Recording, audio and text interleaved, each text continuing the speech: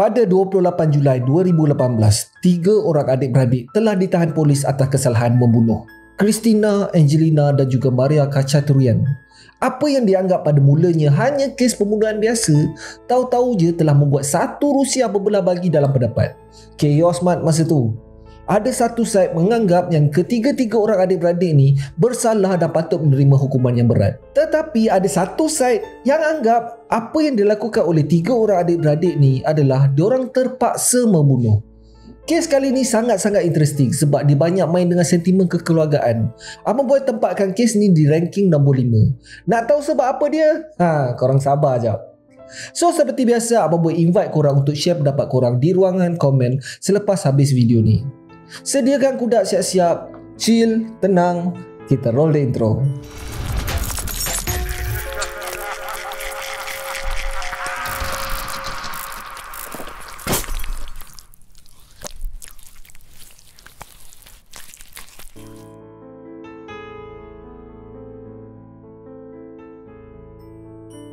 Assalamualaikum, nama aku Abang Boy and welcome to channel Abang Boy TV, di mana Abang Boy akan mengupas kes-kes true crime, kisah misteri, seram dan pelik yang terjadi di serata dunia.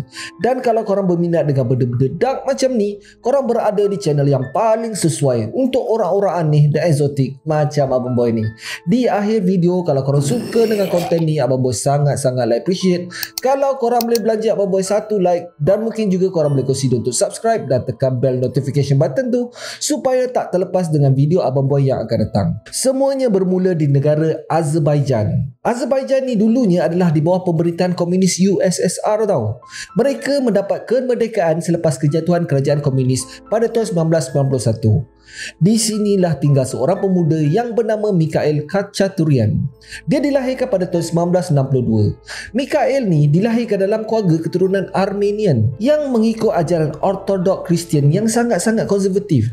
Basically, diorang ni penganut Kristian yang tegar. Tetapi, keluarga ni terpaksa berpindah disebabkan pada tahun 1988 terjadi perang di antara negara Armenia dan juga Azerbaijan di atas perebutan kawasan yang dipanggil Nagorno-Karabakh. Keluarga Mikhail ni terpaksa berpindah ke Moskow. Plan awalnya adalah menjadikan Moskow tempat persinggahan je. Diorang ni sebenarnya plan nak pergi ke Amerika. Tetapi disebabkan masalah birokrasi Jabatan Immigration dan juga masalah keluarga, dorang tak boleh nak pergi mana dah. Di sinilah Mikhail bertemu dengan cinta hatinya yang bernama Aurelia Dunduk. Pada masa tu Aurelia ni masih berumur 17 tahun tau, dan Mikhail pula dah berusia 34 tahun. Mikhail pula pada masa ni dikatakan adalah seorang yang berduit. Tak adalah kaya gila. Bagi orang Rusia pada masa tu, kalau ada sebiji kereta pun dah dikira level have-have dah. Tetapi Mikhail ni tak pernah pun bagi tahu apa sebenarnya pekerjaan dia. Tahu-tahu je dia berduit je. Dorang kenal pun tak lama. Dalam 2-3 bulan perkenalan, dorang terus mendirikan rumah tangga. Ini disebabkan si Aurelia ni mengandung pula. Tapi yang peliknya, perkahwinan dorang ni tak register pun. Dorang hanya berkahwin di sebuah gereja kecil dan tak ada majlis apa pun. Ini disebabkan Mikhail sebenarnya tak nak Aurelia ni mewarisi hartanya. Menurut Aurelia sendiri, setengah jam sebelum majlis perkahwinan, Mikhail ni dia pergi lempang Yeminah tu disebabkan satu kesalahan kecil je. Walaupun dengan masih berair mata, dorang masih meneruskan majlis perkahwinan tu. Keadaan ni langsung tak berubah selama 20 tahun geng. Mikhail ni adalah seorang yang betul-betul panas baran. Kadang-kadang depan ahli family pun dia selamba je belasah bini dia. Keluarga Khachaturian ni tinggal di sebuah apartmen 2 bilik bersama ibu, adik perempuan Mikhail dan juga anak saudaranya. 10 orang share satu apartmen geng. Lepas kematian ayahnya, Mikhail lah yang menjadi ketua keluarga. Apa yang dia cakap, semua kena ikut. Kalau tak ikut, siaplah korang. Macam-macam syarat dia letak, especially ke atas bini dia. Aurelia ni tak boleh keluar rumah, tak boleh pergi kerja. Nak visit family pun Mikhail ni tak bagi.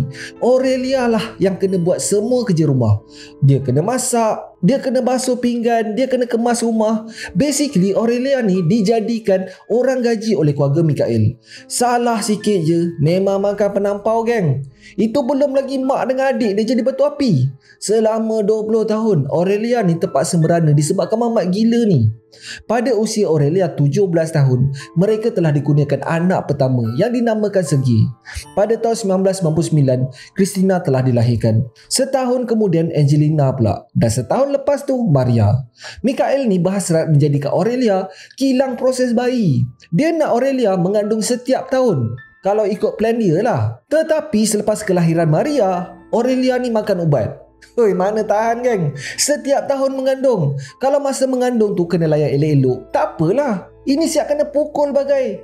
Tak cukup dengan tu, mengandung ke tak, dia still kena buat kerja rumah. Tetapi korang nak tahu tak berapa sakitnya otak Mikhail ni?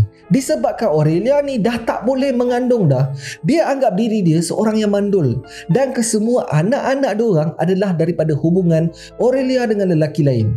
Pula dah, logik apa dia pakai pun abang boy tak tahulah. Mikhail mula melayan anak-anaknya macam hamba. Kalau dulu hanya Aurelia seorang je kena hentak, sekarang ni semua kena geng. Yang paling teruk kena adalah anak pertamanya, iaitu Sergei. Setakat kena lempang dengan penyepak tu dah jadi makanan lah hari-hari. Mikhail memberi alasan yang dia buat semua tu untuk mendisiplinkan anaknya. Bila usia Sergei mencecah 16 tahun, Mikhail tak tunggu lama geng, dia terus halau budak tu. 16 tahun tu, kalau dekat sini budak baru form 4. Dia suruhnya budak ni berdikari dekat luar tanpa pertolongan keluarga. Sergei terpaksa tidur di tangga apartmen tu sebab tak tahu nak pergi mana. Yelah guys, kena halau tanpa duit dan barang-barang pula tu. Bila Mikhail ni dah masuk tidur, Aurelia akan sorok-sorok menyuruh Sergei masuk balik ke dalam rumah. Tetapi lepas 3 hari, boleh tekan toy pula. Mikhail dapat tahu. Dia ugut kalau Sergei balik lagi ke rumah, dia akan bunuh semua orang, especially Aurelia. Dia siap letak pistol dekat kepala Aurelia kot. So nak tak nak, Sergei terpaksa tinggal di jalanan supaya ibunya tak dibunuh. Apa gila bapak macam ni weh? Mesti korang tanyakan, takkan Aurelia ni tak pernah buat report polis? Pernah guys, tapi polis buat tak tahu je. Kertas laporan pun diorang tak buka. Aurelia siap pergi ke balai polis dengan kesan lebam-lebam satu badan. Polis siap suruh Aurelia ni pergi balik dan pujuk suaminya semula. Itu je geng. Ada sekali tu Aurelia terlalu desperate sampai kesanggup menamatkan nyawanya sendiri dengan melukakan pergelangan tangan. Tetapi tak ada seorang pun yang ambil tahu tau. Mikhail hanya drop Aurelia ke hospital dan terus belah macam tu je. Aurelia lah sendiri terpaksa balik ke rumah selepas habis menerima rawatan. Pernah juga Aurelia dan juga Sergei cuba untuk melarikan diri, tetapi selalunya Mikhail ni akan jumpa juga. Korang nak tahu tak sebab apa? Sebab si Mikhail ni dikatakan mempunyai connection dengan kongsi gelap di Moskow. Boleh dikatakan kesemua penguatkuasa berada dalam poket dia. Setiap kali ada masalah berkenaan dengan Mikhail, polis sebenarnya tak nak ambil tahu pun. Seboleh-boleh diorang cuba untuk menjauhkan diri daripada Mikhail and the gang. Dan kalau Aurelia ni lari daripada rumah, memang sekejap je dia boleh tahu. Pernah sekali tu Mikhail belasah isterinya dekat dalam balai guys. Tak ada siapa pun berani buat apa-apa masa tu. Serius, part ni abang boy tak berapa faham. Kau dah layan Minah tu macam sampah, dah tuduh Minah tu macam-macam, tapi bila Minah tu lari daripada rumah, kau pergi cari balik. Serius abang boy cannot brain. Mikhail ni bukan hanya mendera keluarga dia je tau. Dia memang pailang nak mampus. Kesemua jiran sekeliling benci si Mikhail ni. Ada sekali tu Mikhail dengan selambanya park betul-betul tengah-tengah jalan. Bila orang minta dia untuk park dekat tempat lain, dia siap keluar pistol guys dan ugut untuk tembak jiran tu. Memang masalah mamat ni. Bila komplain pula dekat polis, macam biasalah, memang diorang buat tak tahu je. So jiran terpaksa bertahan je dengan perangai mamat setan ni. Sure korang fikir kalau ahli kongsi gelap takkan hidup dekat rumah apartmen 2 bilik je. Sebenarnya tugas Mikhail adalah sebagai orang tengah je dalam apa-apa saja deal di antara ketua kongsi gelap di Moskow. Setiap bulan duit akan ditop up di dalam debit card miliknya. Itu kira duit gaji dia lah. Tak banyak pun dia dapat. Dan segala duit tu digunakan untuk berpoya-poya di luar. Tetapi dalam perangai setan dia pun, dia consider diri dia sebagai seorang penganut Kristian yang tegar. Mikhail selalu travel ke Jerusalem untuk melawat gereja dekat sana. Tak tahulah, mungkin dia sedar dia banyak dosa kot. Bila Sergei dah tak ada, yang hanya ada Aurelia dan anak perempuan diorang je. Masa budak-budak dia kecil, diorang dilayan macam princess. Apa je yang diorang nak, Mikael akan belikan. Cikgu untuk budak-budak bertiga ni mengatakan yang diorang di sekolah adalah pelajar yang rajin dan disukai ramai. Tak pernah ada masalah pun. Tetapi walaupun dilayan dengan baik, hari-hari diorang terpaksa balik melihat ibu mereka menjadi punching bag Mikael. Akhirnya selepas 20 tahun penderitaan, pada tahun 2015, Mikael nak tengok muka Aurelia pun dah tak nak dah. Dia mesti menuduh Aurelia ni berlaku curang bila Mikael tak ada kat rumah. Akhirnya pada penghujung tahun 2015, Aurelia telah dihalau daripada rumah. Mikael telah meletakkan pistol di kepala Aurelia. Dia tanya, kau nak belah ke kau nak mati? Lepas tu Aurelia langsung tak dibenarkan melawat anak-anaknya tau. So selepas Aurelia dihalau ke rumah, hanya tinggal Christina, Angelina dan juga Maria je. Pada masa ni, diorang berusia 16, 15 dan 14 tahun tau. Bapa diorang tak bagi diorang ni pergi sekolah. Sekarang ni, diorang bertiga terpaksa pikul tanggungjawab sebagai orang gaji dekat dalam rumah tu. Kalau buat salah sikit je, memang penumbuk dan terajanglah makanan diorang. Tak cukup dengan tu geng. Kadang-kadang budak-budak ni akan ditembak dengan menggunakan senapang airsoft. Berbekas geng kalau kena. Mikael ni siap ada satu loceng kot. Kalau budak-budak ni dengar bunyi loceng tu, diorang kena stop apa yang diorang buat dan terus pergi ke bilik Mikael. Kalau lambat je, memang kenalah. Korang bayangkanlah, kalaulah pada masa loceng tu berbunyi, salah seorang daripada diorang ni tengah berak. Haru macam tu geng. Ada juga beberapa kali ketiga-tiga adik-beradik ni cuba untuk pergi sekolah bila Mikael ni tak ada kat rumah. Diorang dilihat mengalami luka dan lebam di muka dan tangan diorang. Tapi tak ada seorang pun berani buat apa-apa untuk menolong 3 orang adik-beradik ni. Kalau Mikael dapat tahu yang diorang ni pergi ke sekolah, Mikael akan pergi ke sekolah dan mengugut cikgu kelas dengan menggunakan pistol guys. Memang semua orang takut gila dengan Mikael ni. Lama kelamaan, tugas mereka bukan sekadar seorang hamba abdi je. Diorang juga terpaksa melayan nafsu orang tua setan ni. Semuanya bermula pada tahun 2014 bila Mikael dan juga Angelina yang pada masa tu berumur 14 tahun pergi ke Jerusalem. Diorang pergi berdua je. Diorang check in satu bilik. Dan pada masa inilah Angelina telah... Menurut Angelina, Mikael merasakan yang kesemua anak-anaknya bukan daripada benih dia. So dia boleh buat apa yang dia suka kat atas diorang. Mikael akan mengahwini Angelina bila umurnya mencecah 18 tahun. Spesies macam ni Abang Boy tak boleh handle. Pada Abang Boy, spesies ni lah seburuk-buruknya manusia yang pernah wujud. Anak sendiri pun dia makan geng. Abah beliau lah. Bila dorang berdua ni balik ke Moskow, boleh dikatakan setiap malam Angelina akan diratah. Dan setahun kemudian, Mikael telah menghalau Aurelia daripada rumah supaya segala aktivitinya tak mendapat bantahan. So dia suruh anak-anaknya mandikan dia, suruh suap dia, tidur dengan dia dan macam-macam lagi lah. Memang sengsara hidup 3 orang adik-beradik ni. Penderitaan diorang ni bukan terhenti kat situ je tau. Mikael ni punya sik, dia snap gambar yang tak senonoh menggunakan telefon anaknya dan memaksa anaknya untuk send gambar tu kepada kawan sekolah diorang. Memang gila geng mamat ni. Disebabkan penderitaan mental dan juga fizikal yang dialami, Christina, anak yang paling sulung, pernah cuba untuk menamatkan nyawanya sendiri, tetapi sempat diselamatkan di hospital. Mikael mengatakan kepada doktor yang Christina ni tersalah ambil pil. Bukannya budak-budak ni tak pernah menolak guys, ada. Tetapi disebabkan keganasan si Mikael ni, budak-budak ni dah jadi takut. Pernah sekali tu Maria telah menolak ajakan bapanya disebabkan datang bulan. Korang nak tahu tak bapak dia buat apa? Dia heret Maria ni masuk kat dalam kereta dan bawa Maria kat dalam hutan. Dia kemudiannya telah mengikat Maria ke pokok dan meninggalkan Maria dekat situ. Selepas beberapa jam, barulah si Mikael ni datang balik dan membawa Maria ni balik ke rumah. Dorang 3 adik-beradik ni wajib memenuhi apa saja permintaan Mikael. Tak kisahlah tengah sakit ke, tengah demam ke, dorang kena ikut setiap perintah Mikael. Dorang bertiga memang dah pasrah habis dah. Dorang tak percaya kepada polis pun ataupun jabatan kebajikan boleh tolong diorang ni. Sebenarnya pihak sekolah pernah membuat aduan kepada jabatan kebajikan sebelum ni, tetapi aduan diorang tak pernah diendahkan. Nak kontak mak diorang pun takut dengan Mikael ni. Memang budak-budak ni helpless dan tak tahu nak buat apa dah. Diorang plan untuk bersabar beberapa tahun je lagi. Bagi siapa yang tak tahu, di Rusia, start umur 16 tahun, diorang dah dikira sebagai seorang dewasa dan tak lagi berada di bawah jagaan mak dan ayah. So dalam kes ni, Angelina dan juga Maria masih lagi dikira bawah umur tau. Kalau dorang decide untuk melarikan diri pada masa ni, apa-apa jadi, Mikael akan melaporkan kehilangan kepada polis. Worst case scenario, hanya Angelina dan juga Maria je akan dipulangkan kepada Mikael. Christina confirm lah kena halau. So dorang plan untuk menunggu sehingga Maria ni bercecah 16 tahun, barulah dorang nak melarikan diri bersama-sama. Tetapi sesuatu telah terjadi pada 27 Julai 2018. Sesuatu telah berlaku kepada 3 orang adik-beradik ni sehingga mendorong dorang ni bertindak di luar jangkaan. Dorang dah tak boleh hadap dah dengan penderaan daripada Mikael dah masa ni. Pada hari tu, Mikael baru je balik rumah daripada kerjanya. Balik-balik je, dia mengamuk tak tentu pasal kan. Dia tengok rumah tak dikemas dengan betul. Dan dia dapat tahu pula yang budak-budak ni berbelanja lebih dari apa yang telah ditetapkan. Dia panggil seorang-seorang masuk ke dalam bilik. Dan korang nak tahu tak apa dia buat? Dia pergi paper spraynya mata seorang-seorang. Pedih Mat kena benda ni. Abang Boy ada satu spray tu.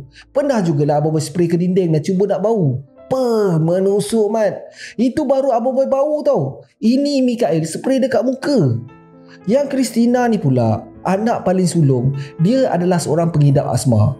Sampai pesan minah tu sesak nafas guys. Si Mikael ni siap boleh tergelak-gelak tengok anak-anaknya mengelupur tahan sakit. Memang gila kejam setan ni. Serius gang. Apa perangai. Pada waktu ni dorang bertiga memang betul-betul dah tak tahan dah. Dorang dah fikir apa nak jadilah. Dorang plan untuk buat benda gila pada hari tu. Bila malamnya selepas Mikael ni dah tidur, dorang pelan-pelan keluar daripada rumah dan pergi ke kereta Mikael. Dorang tahu Mikael ni banyak simpan senjata dekat dalam kereta. Maria telah capai sebilah pisau dan seorang lagi terjumpa hammer. Dorang bawa balik ke rumah.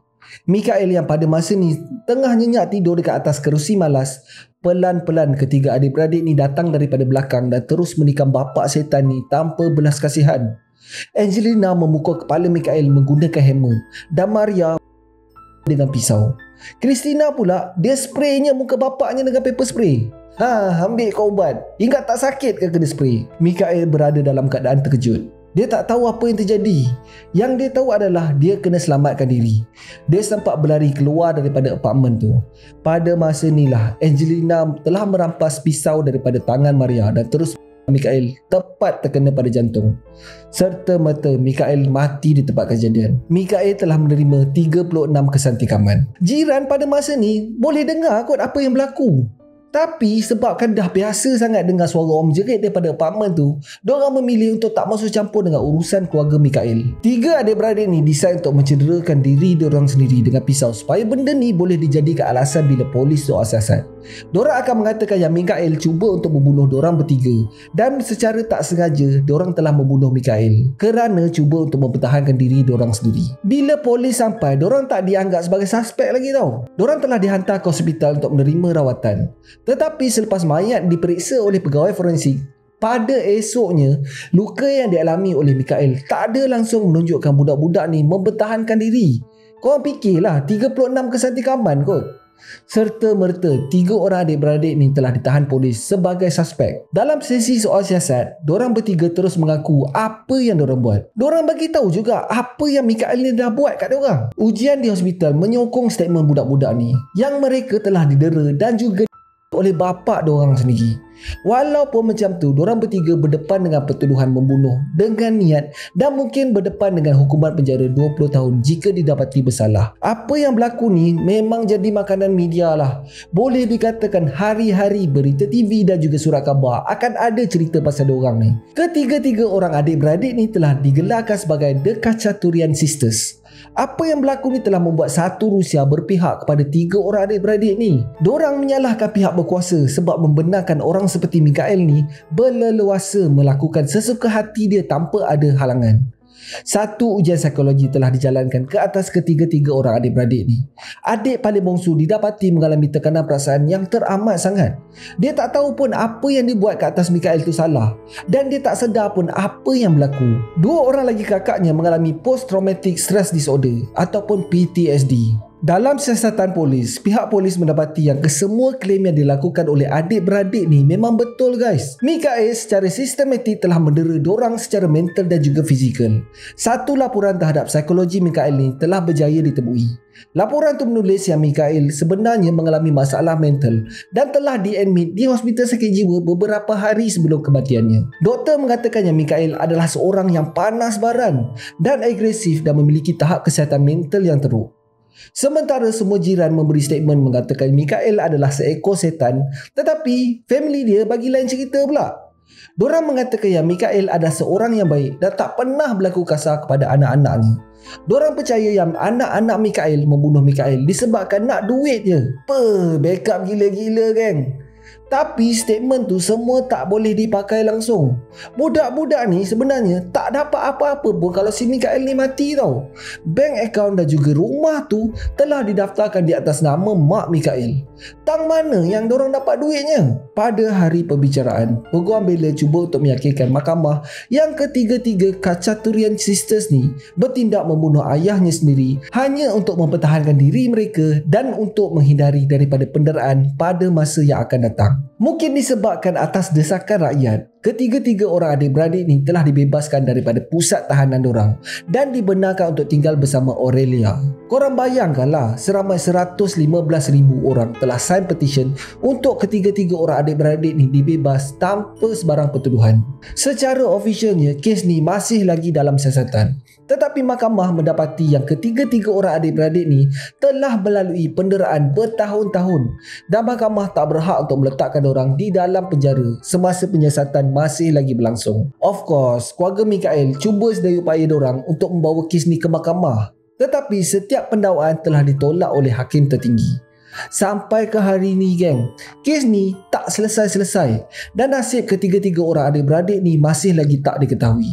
Tetapi buat masa sekarang ni, ketiga-tiga adik-beradik ni hidup bebas di luar bersama Aurelia dan juga abang mereka iaitu Sergei. Pada bulan Oktober 2023, satu perbicaraan postmortem telah berlangsung ke atas Mikael Kachaturian.